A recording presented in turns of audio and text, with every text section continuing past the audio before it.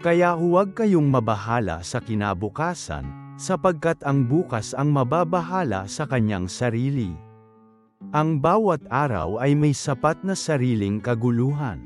Panginoon, lumalapit kami sa iyo dahil pagod na ang aming isipan sa pag-aalala ng mga bagay na hindi pa nangyayari.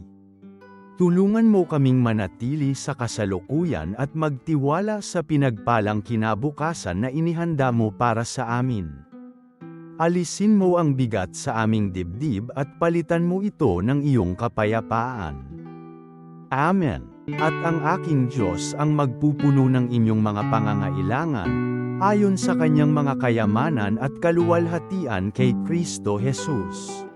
Ama, alam mo ang aming mga bayarin at ang mga pangangailangan ng aming pamilya. Hinihiling namin ang iyong probisyon at karunungan sa paghawak ng aming kabuhayan.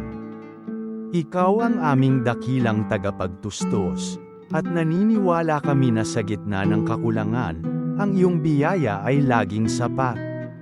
Amen. Iingatan ka ni Yahweh sa lahat ng kapahamakan, at iingatan niya ang iyong buhay. Iingatan ni Yahweh ang lahat ng iyong ginagawa ngayon, at magpakailanman. Panginoon, ipinagkakatiwala namin sa iyo ang aming pamilya. Sa bawat pag-alis at pag-uwi nila, balutin mo sila ng iyong proteksyon at alisin mo ang aming pangamba para sa kanilang kaligtasan. Naniniwala kami sa pagmamahal mo sa kanila at iyong mga anghel na nakabantay laban sa anumang panganib.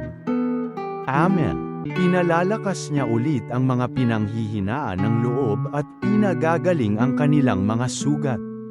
Ama, lumalapit kami sa iyo dahil sa kaba na dala ng aming kalusugan. Sa bawat kirot at karamdaman, iyong ipadama ang iyong nagpapagaling na kamay. Pagalingin mo hindi lamang ang aming katawan, kundi pati na rin ang aming isipan na puno ng pangamba.